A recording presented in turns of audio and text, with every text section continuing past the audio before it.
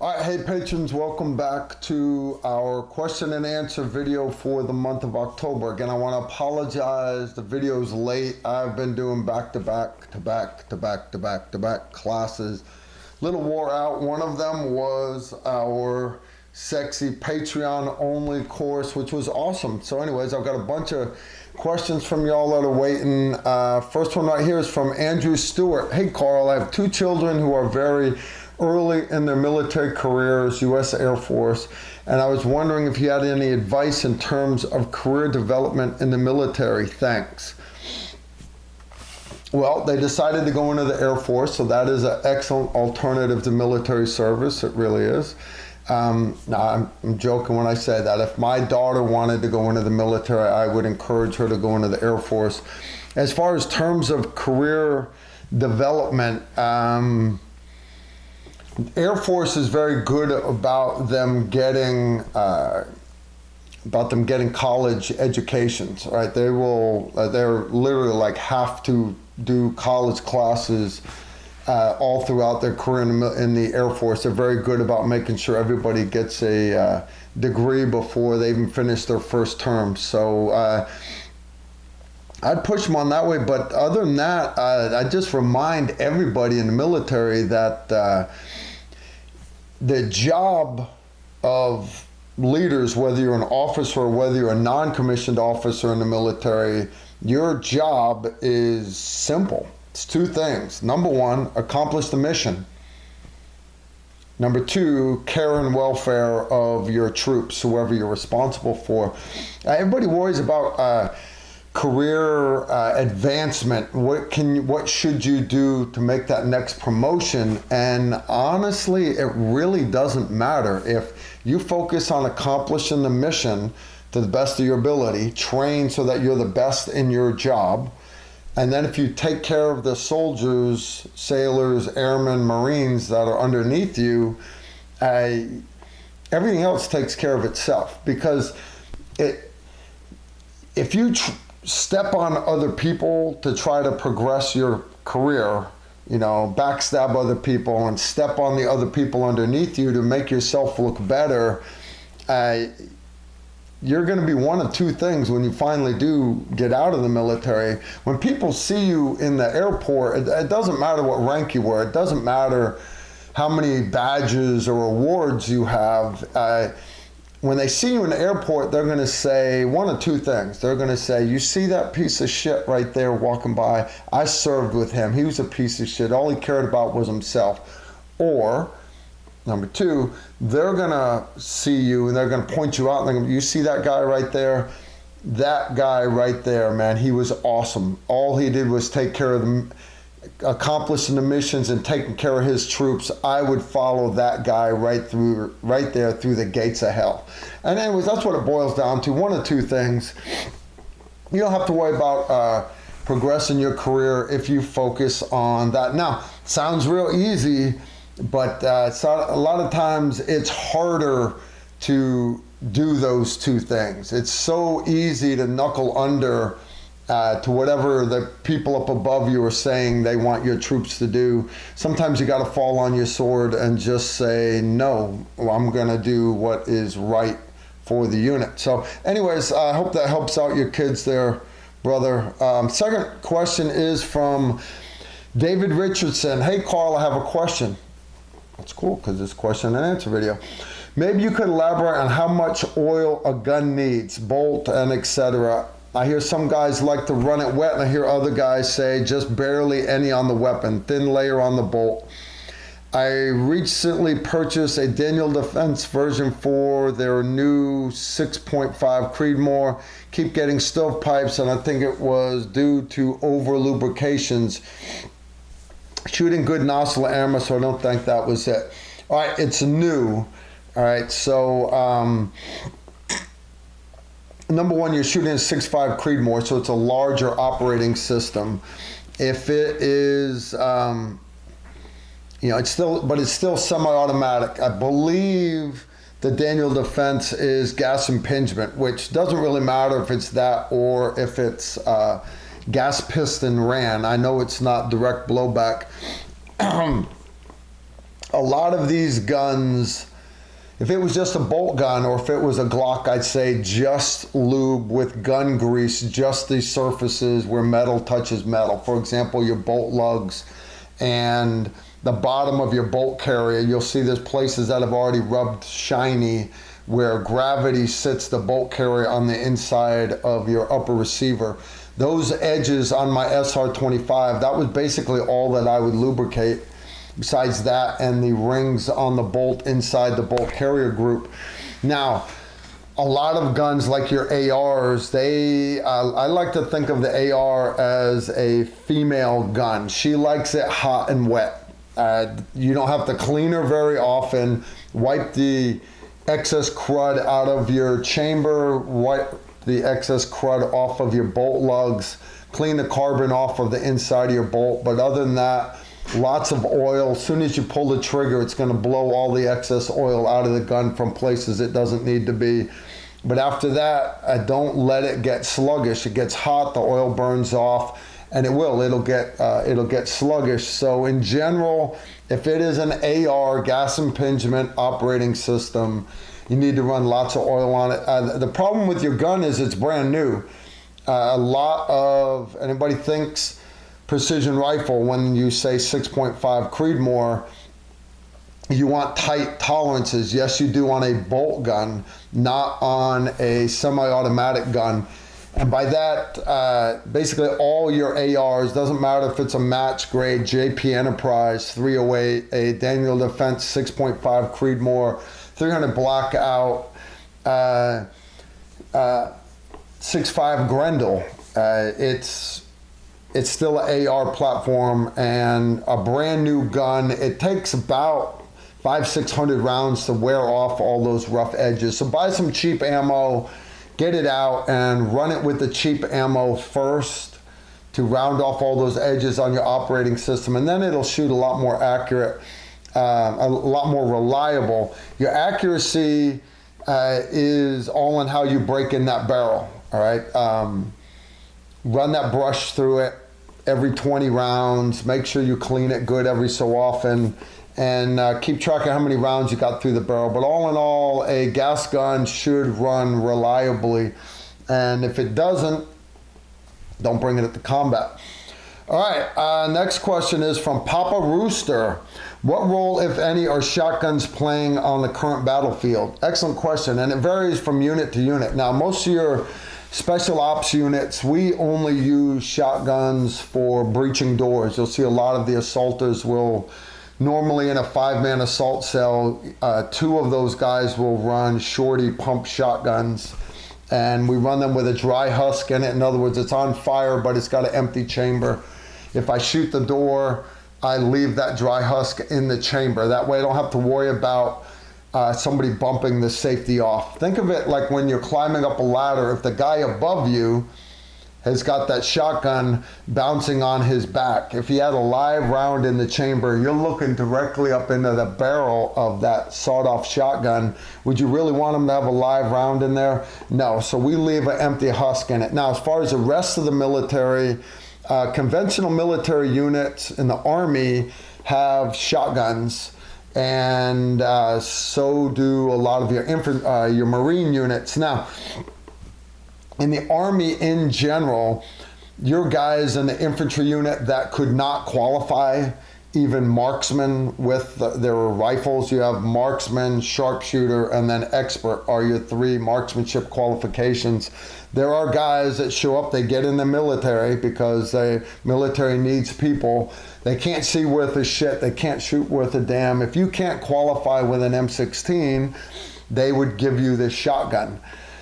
Other uses for this shotgun is, let's say all the guns are packed up and they're already palletized, and everybody has their assigned weapons ready to go. When you're pulling guard duty on those pallets out at the airfield, we would give guys shotguns because it didn't have to be zeroed to the individual soldier. So that's about it. Shotguns are great, people. I know everybody wants to say a shotgun is a great combat weapon, and they were in World War I when you were clearing trenches.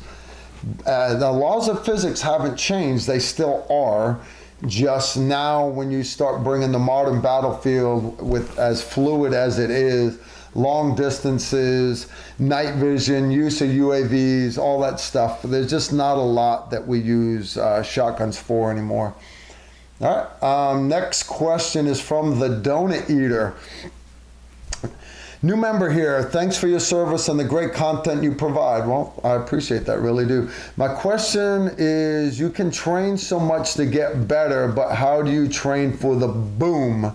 Firing a gun makes, chances are you're not going to have ear protection in when you have to defend yourself, so the shock in your ears is something you don't practice. How do we build this into our training?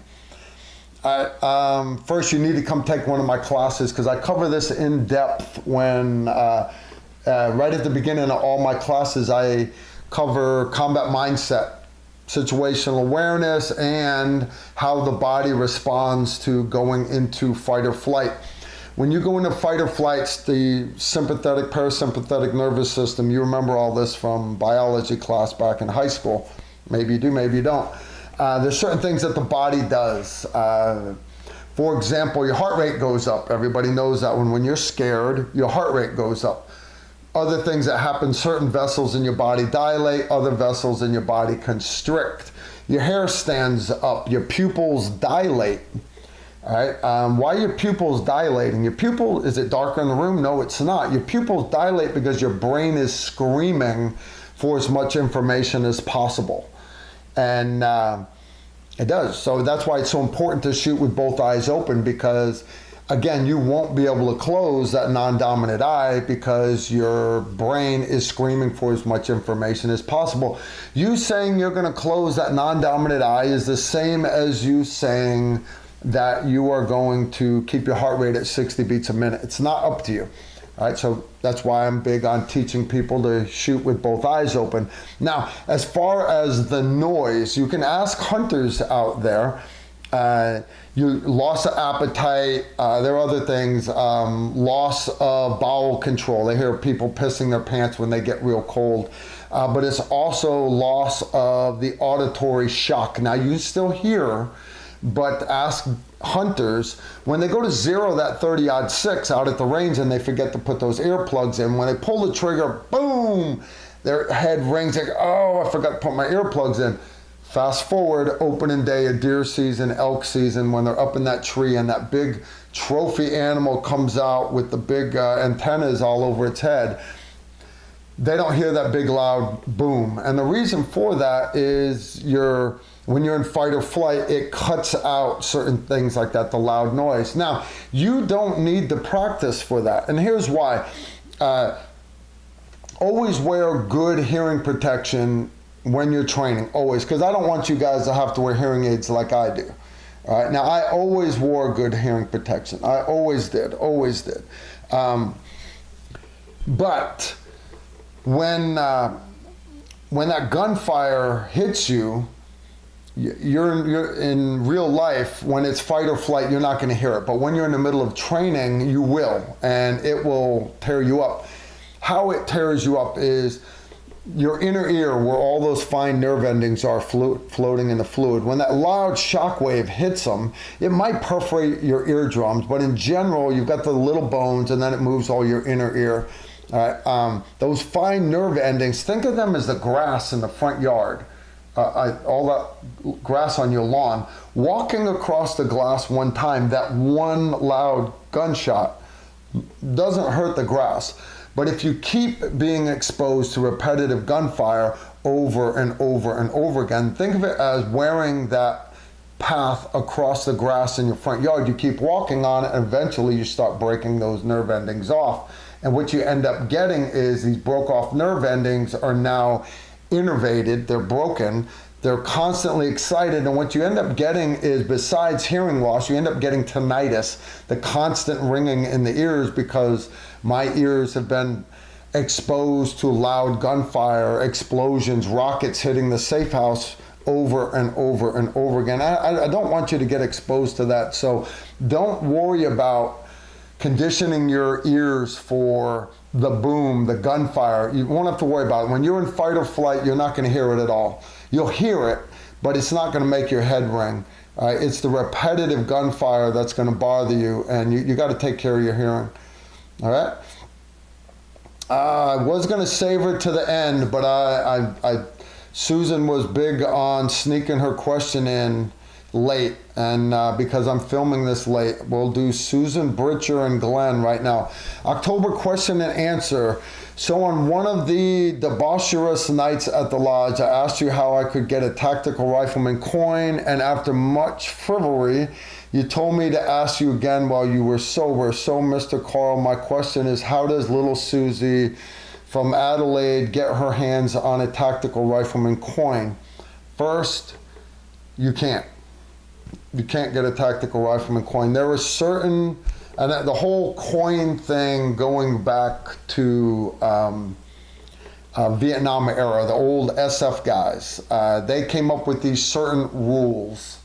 And fast forward, I got my Green Beret, and while I was at Fort Bragg, brand new guy, just got my Green Beret. I was in this biker bar, a Green Beret biker bar. It was all non-vets, and 3 non-vets sat down with 3 non-vet wives, and they all, it was the wives that did it, they made me promise that I would obey all the rules of the Special Forces Challenge coin. And okay, basically, if somebody drops a coin on me, if I have my coin, they have to buy a round of drinks for everybody. If I don't have my coin, I have to buy a round of drinks for everybody. As far as giving your coin away, if someone helps out your unit a lot while you're deployed, you can give them a coin. The unit commander or the unit sergeant major will have all the extra unit coins for a deployment, and they'll hand them out to like the team sergeants and stuff, and then they'll give them out to thank people. All right. So if a guy wants to give his coin to a prostitute in the middle of Europe, not going to throw Art Pettit under the bus, but when he did that, he in turn didn't have his coin for the rest of the deployment. He ended up having to buy drinks for everybody. So we can give out coins, but you do it at the end of the deployment. And as far as a woman getting a coin, there was only one way she could get it, and she had to be 3-hole qualified. Yep, you guessed it. So Susan's not getting a coin. Sorry, Susan. They made me promise on my grave that I would follow their rules, and to this day I have. So, second question, because anyone worth asking one question is worth asking 2 questions, right? I'm not sure that's exactly how it's worded. How does a chick, Sheila Haha in Oz, who doesn't have regular access to a former action guy, find herself a good shooting instructor? What questions do I ask? I guess I don't want to come back next year with a whole stack of shitty habits. Thank you. You go find a former special ops guy. The Aussie special ops guys have been just like the British SAS and the Kiwis. Those special ops guys have worked with us SF guys all through the whole global war on terror. So there should be guys roughly my age that have gotten retired. Do your homework on them. Don't go up to a guy just because he's a NRA certified instructor. But again, if you're just looking for the basics, learn the basics first, all right? But do your homework. Ask around. Find a special ops guy to actually vouch for him or not vouch for him, and understand that when you show up here, we don't want you doing target shooting. We want you doing combat shooting. Combat shooting. All right, so no more shooting holes in your holster. All right, yeah, enough on that. Next question. This one's from us, our other partner in crime down under, Krusty Brooking. Hey, Krusty, sorry you couldn't make it to the Patreon class, but we are looking forward to having you and Ray for the October 2020 Patreon-only course, again at Rock House. It's going to be awesome. Krusty, we're so looking forward to having you there. Hey, Carl, question for October Q&A. When ground troops are in a firefight, how does air support know who is friendly? I know they carry super advanced optics, but from the heights they fly, it must look like a bunch of muzzle flashes, explosions, and chaos. Hope you're well and that the Patreon class was a success. Cheers, Krusty. All right, as far as air support, you've got different types of air support. Your Spooky, your Spectre gunship. We used to call them, we used to call them Spectres. Now they're called Spookies. But basically your AC-130, it still has got awesome thermals up at altitude, and it's very, very. The way they can zoom in, it's pretty easy for them to tell who's who on the battlefield, literally. You'd be surprised how well they can see when they zoom in with those optics, and that's from 30, 40,000 feet above you. Other aircraft, though, your F-16s, your Apaches, the Apache helicopters, your gunships, your A-10s, your F-16s, yes, they've got optics where they can see on the ground. They are not good at working around other friendly forces. So what you do is you actually give them what's called a kill box. You give them a grid coordinate for your location, and then they're not allowed to shoot within so many meters of your location. Now, that mark will pop up on their digital maps as a no-fire zone, literally, no matter what direction they come in from. As soon as they put their crosshairs over it, it's going to pop up that is a no-fire zone. They can still fire there, but the computer is going to tell them not to. Now, what they're supposed to do is call in and confirm. Hey, are you sure you want me to shoot there? And then if it is necessary, if you've got troops within that distance, in general, the commander on the ground is authorized to make the command decision to allow them to shoot within danger close. I've never seen it happen, not one time. Now, back to the Spectre gunship. Danger close with the Spectre gunship is 23 meters for that 40 millimeter Bofors cannon. Now remember, that shell is going to kill everything in basically 10 meters.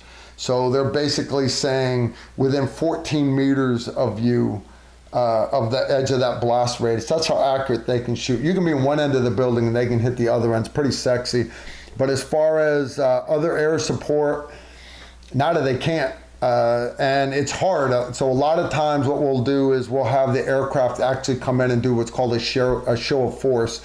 They'll come in at treetop level. They might dump flares. They hit everybody with the sonic boom, but they're not actually dropping hot ordnance. Helicopters, once, and you can mark with smoke, you can mark with flares, but just remember, as soon as you start popping red smoke grenades, the bad guys can immediately pop another red smoke grenade, because they're going to see it. So, it is what it is. As far as strobe lights and all the other things, you can buy so many strobe lights off of Amazon now that pretty well anybody on the battlefield can have them.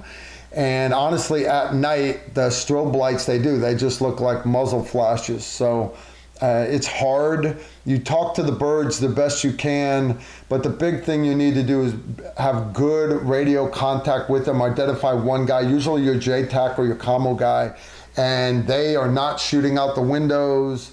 They are not shooting at the bad guys. They are behind the rocks, behind the walls, doing nothing but dedicating themselves to talking directly to the birds.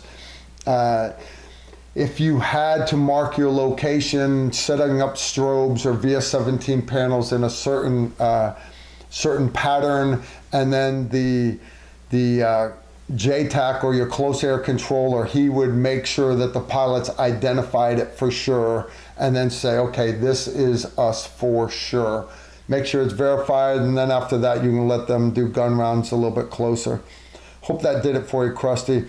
Owen Morris. For October Q&A, hi Carl, I took your advice at the last Q&A. I got a range membership and going every week or every other week. I've also been practicing at home at my draw and dry fire practicing in order to begin establishing that muscle memory you talked about. That's outstanding, brother. I appreciate it. I plan on attending Combat Pistol 101 in San Antonio next April. If I can afford it, I want to take combat pistol carbine also. Dude, that's awesome. I hope you can. I'll save you 10%. You let me know, I'll cut you 10%. Your patron. My question is this: as I'm preparing for the class next spring, what gear should I have? Is it practical for me to invest in a gun belt like what I see wearing it on TR videos? Or are there better options for a regular Joe like myself? Well, learning the basics, I want you to get it outside the waistband holster, like the Safariland ALS holster that you see us wearing. You don't need a fancy gun belt if you're trying to save money. You can put the holster on your regular belt. So get a good outside the waistband, completely protected Kydex holster like the Safariland ALS. Get yourself 2 mag pouches to hold your 2 spare magazines, and then master that. I want you to master the basics properly with proper holsters, proper mag pouches. Then after you've mastered the basics, then you can start looking at inside the waistband concealed carry holsters, because no matter what kind of concealed carry holster you go with, they are a compromise as far as safety, as far as speed of draw, as far as concealment. They're not good at any one thing. There's no one concealed carry holster that is the best at everything. So learn the fundamentals with a good outside the waistband holster, and then once you get it down, then you can pick that. You can pick that inside the waistband, whether it's appendix carry, 4 o'clock, small leather back, whatever you want. But stick with a regular holster first. All right. Hate to sound like a noob, but you don't know unless you ask. Absolutely right, man. For all you patrons out there, I'm a little hurt more people aren't sending in questions anymore. But again, like Doug, for example, I asked him why he doesn't send me questions anymore. And the reality is Doug knows he can always pick up the phone and call me whenever he wants. So one of the benefits of being a VIP. All right, thank you so much for all the help, Owen Morris. Thank you, brother. Next question, Cormac Brown, October 16th Q&A. Hey, Carl, I have heard that sometimes there are difficulties with the integration of Special Forces units and intelligence officers. How do you all handle the difference in mindsets when working with them, especially when you are relying on their intelligence? Thanks. The key to intelligence is, and for those of you that don't know what he's talking about, is we call them day walkers. Back at headquarters, you've got your SIGINT analysts and your satellite imagery and signal intelligence and all this other stuff. These analysts, they have officers over them, your intelligence officers, and their job is to take information, because there's a ton of information that comes in, and then they're supposed to boil it all down, supposed to verify as much as possible, and then present it to the commander as intelligence, which is supposed to have been verified and be the truth. What color is red? You know, there are different shades of red, but if you had to choose one shade of red, which one is the correct shade of red? And I'm using that as an example because different people are going to say one thing is red while others are going to say another thing is red.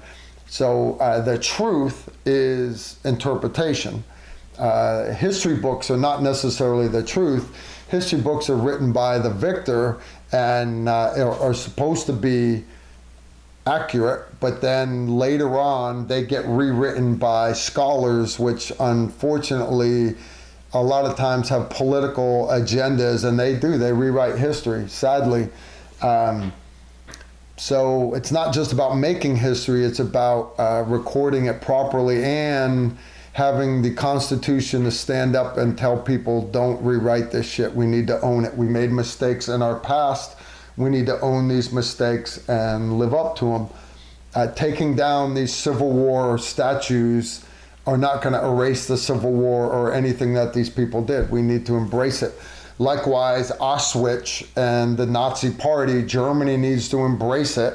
Not say that they agree with it, but they need to understand that's part of their past, part of their history. Likewise, intelligence officers, they are hard set that it's their way is correct.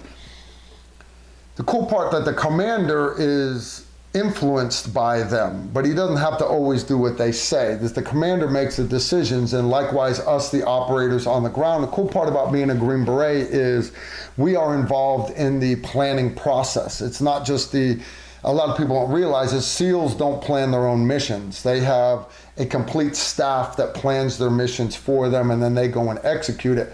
Green Berets don't do that. We plan our own missions, and then we brief the commander, and the commander either approves the CONOP or he tells you to go back and change it. And then we go back and change it a little bit.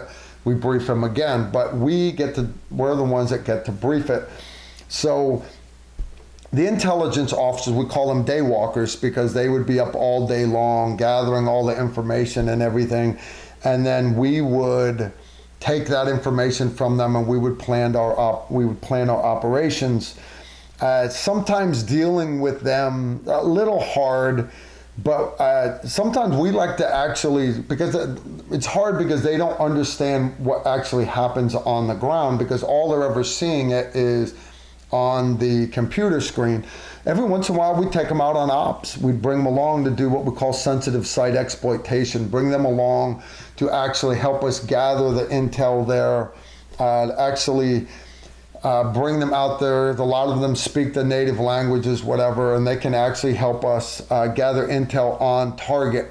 So doing that with them, it helps you gain rapport with them. They get to see your side of the coin, and that you're not just arguing with them for the sake of arguing with them. You're arguing with them, you're asking them questions. You're not, sometimes they would think that we're asking the impossible or we're asking things that are not relevant, but by actually bringing them outside the wire, they get to see where a lot of these other questions and requirements that we put on them really do make a difference. So if you know anybody that's having problems with their intelligence officers, I'd say bring them outside the wire, even if it's just on training ops. Put them on the vehicle with you, put them on the helicopter with you, let them come along. I guarantee you they're not going to say no. They're going to want to get outside the wire. And while they may not be any help to you in a gunfight, and they may actually hinder you because now you've got one more person to babysit, but the reality is down the road, they're going to continue to get promoted and they're going to move higher and higher up the ladder in the intelligence side of the house, and you're going to make them a better intelligence officer down the road. All right, next question is from Frankie Hitchcock.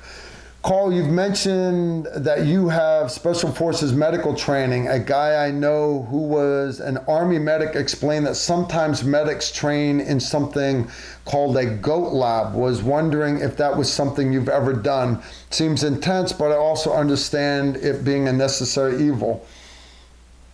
Yeah, what he's talking about is most Army medics don't actually get a chance to do it once in a great while. But what he's talking about is, and this started back in the Vietnam era, your Special Forces medics.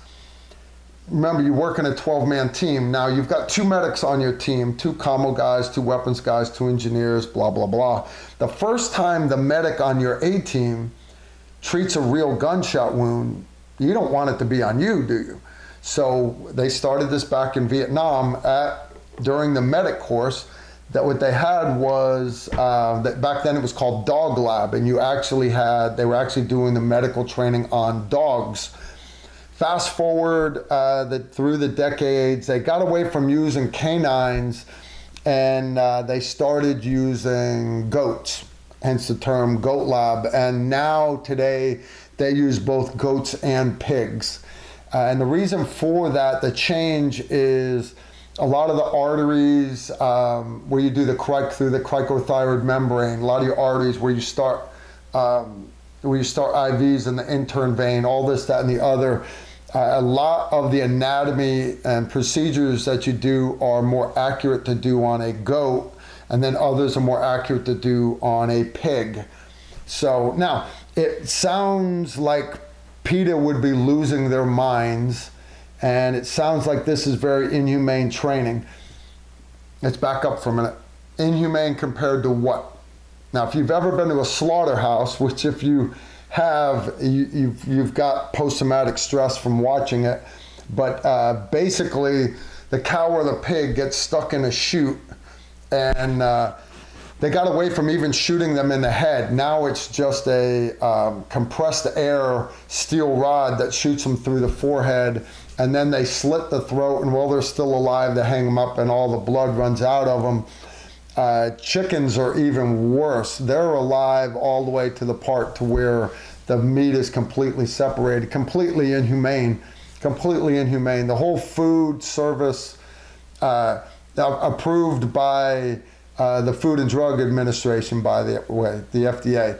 It's all approved, right? So if PETA wants to lose their mind with anybody, they need to lose their mind with the FDA. Fast forward back to the Green Berets and MedLab.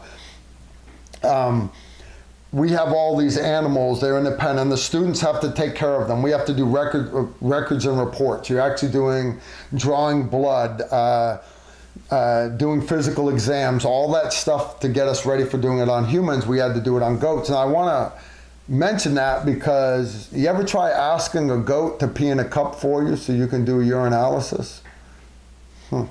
Think about that for a second. Yeah, that's the kind of shit I had to do when I was a medic. Now, fast forward to when you actually start doing trauma. Well, first we do surgery and this, that, and the other, but the animals are treated the same way. You got this pen with all these animals. Now, as soon as you walk in there, they know you're here to ask them to pee in a cup, except for when it's the day that we got to kill the animals. Now, when you go in, the animal's going to be anxious.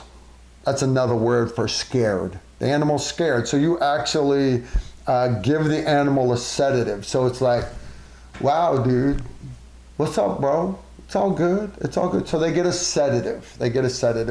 Then you bring the animals out and you got to shear them. You shave them. You have to be careful while you're doing it so you don't cause any pain. You don't cut the patient up. Shave them down, but they've been sedated. After that, right before you do the surgery or the trauma clinic, whatever it is, you actually weigh the patient, and then whatever its weight is, you calculate the dose calculation, pharmacology. Remember, the medics have to know that also. And you actually knock the patient down with IV drugs to where it's in the surgical plane. Now, the surgical plane of anesthesia is the reason why an anesthesiologist makes as much money as the surgeon does. I don't know if you all realize that. When you go to the operating room to have your gallbladder removed or to have whatever kind of surgery it is you're getting, the anesthesiologist gets paid as much as the surgeon does, and here's why. When you start giving anesthesia to somebody, right up here is wide awake, right here is dead, right here, dead. Here's you're sleeping. Now, while you're sleeping, if I poke you with a needle, you wake up. You wake up. Come down a little bit more, and here's you drunk as a skunk. If you're drunk as a skunk, I poke you with a needle, you still wake up. You still wake up. Now, come all the way down to right here. Now remember, this is dead. Right above dead is brain dead. If you reach that level, right above dead is brain dead. Right above brain dead is this little itty bitty area called the surgical plane. When they bring you down to right there with anesthesia, I can poke you with a scalpel, a needle, whatever, and you don't flinch, you don't move a muscle, which is what you need to have in the operating room, because if it hurt, you'd end up jerking and then the surgeon would end up cutting your whole insides open. So they have to get you to the surgical plane so that the surgeon can properly operate on you without going too far down. Because if they bring you too far down, you hit brain dead and you never wake back up again. So it's such a narrow window that's why the surgeon gets paid so much, not the surgeon, the anesthesiologist gets paid so much money. So anyways, we have to bring those goats or those pigs all the way down to the surgical plane, and so that the animal is not going to feel any pain at all. And then depending on how long the trauma clinic or the surgery takes, how long it takes, you have to keep bumping every time the patient starts to get light. As it starts to come up to where it's basically like drunk and passed out. In other words, if it starts to twitch a little bit while you're cutting it or poking it, you give it a little more anesthesia and knock it back down. So in other words, the reason why I'm saying this is the animal's not feeling anything. It's not feeling anything at all. Nothing. Zero pain. It's not having any nightmares. Nothing. Now, when you're done the clinic, whether you're treating bleeders, criking it, or all of the above, sucking chest wounds, everything, because SF medics have to be able to learn to do multi-system trauma. Everything from traumatic amputations to burns, obstructed airway, sucking chest wounds, gunshot wounds, all of this all on one patient. When you get done with that and you've passed or you've failed, doesn't matter, you then take the blue juice, you take your stethoscope, you put it up to the patient's heart, you inject the blue juice directly into the heart, and you put the patient to sleep. You kill it once and for all. So the patient, the animal, has not felt any pain at all. Zero. It has felt no pain. It has lived a better life than any of the animals out on any farm that are getting ready to go to your kitchen table. So it might sound rough and mean, but before I saw my first gunshot wound on a human being, I had already treated hundreds of gunshot wounds. Hundreds. Live tissue gunshot wounds. I want that to sink in. It is important. Excellent question, though. And now, this is not classified, but it is a sensitive subject. A lot of bases don't want you talking about it. I'm not going to talk about it on the open internet. You guys are my patrons, and I share it with you. But again, if PETA wants to bitch, I treat those animals, MedLab treats those animals better than the people that made the leather belt that PETA guy is wearing. Let that sink in. All right, next question is from Disgruntled Bear. October Q&A. How do you protect the tubes in night vision during quick transitions between light intensities? For example, would be stacking up on a door during an overcast, moonless night. The explosive breach would be one extreme light intensity, and the normally lit room would be another. It seems taking the time to go off night vision before entry would ruin your vision during the entry from low light to normal. I understand the power would probably be cut after entry, but maybe there's a backup generator or someone has a 1000 lumen weapon light pointed straight in your face. Is this not really an issue with newer night vision generations, or is there nothing that can be done that you'd need to replace the night vision upon return? Thanks, and thanks to tech support Chad too. Excellent question. Now, night vision has improved a lot. In other words, if there's that bright flash, if it's a really, really bright flash, for example, throwing a thermobaric hand grenade over the wall, seen that, by the way. It's kind of cool. It was so bright in my green night vision, I actually saw purple in it, big purple sparks and shit. Does not permanently damage the tubes at all. If you were to sit it in a room pointed right out a bright set of headlights on a car for an extended period of time, it would tear up the night vision tubes a little bit.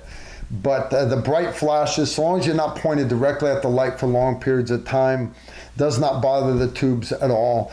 All the tubes now are auto-gated. In other words, when you come into a room and you forget to turn your night vision off, for example, you have it over one eye, the bad guys flip the light switch on, you're able to shoot with your non-covered eye.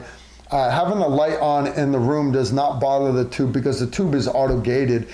Now, a lot of the better ones, even though it's auto-gated, you can still adjust manual gain on them. The advantage of that is, so if you're looking at an area that has a bright light, let's say you're outside 300-400 meters away from the target, you're trying to look at the building, and there's that bright light right there that is shining, and you get that big bloom. You can actually manually dial down your gain, and that bloom will, everything else gets darker too, but that bloom will go away, and then you can at least see. Once you get closer and you're no longer looking at the bloom, you can dial your gain back up. So in other words, the your modern night vision goggles, they can handle bright light for short periods of time. Just don't leave them directly pointed at bright lights for extended period of time. Excellent question though. Gents, that is the last question that we have for this month's Q&A. Again, I want to thank everybody for being a patron. We've got, I got a bunch of great new videos coming on. You like my new shirt, right? This is our Patreon only class t-shirt, which it's pretty sexy. I like it. Susan designed it. I think she did pretty good. And as we add more countries to it, we're going to add more flags up and down the side. So when Jerry comes and our other guys, hoping to get some of our Canadian patrons to come play too. We may even put the California flag on there if we have some of our patrons from behind enemy lines come and take it. We did have an Eddie fan from California come, but I don't really think of Eddie as living behind enemy lines, because Eddie is just he kind of slinks around behind there. Eddie's 100% American. We all love the hell out of Eddie. So to Eddie, you stay safe out there behind enemy lines. And to the rest of you patrons, thanks again for your support. And I'll see y'all at our next video. Y'all take care, and thanks again.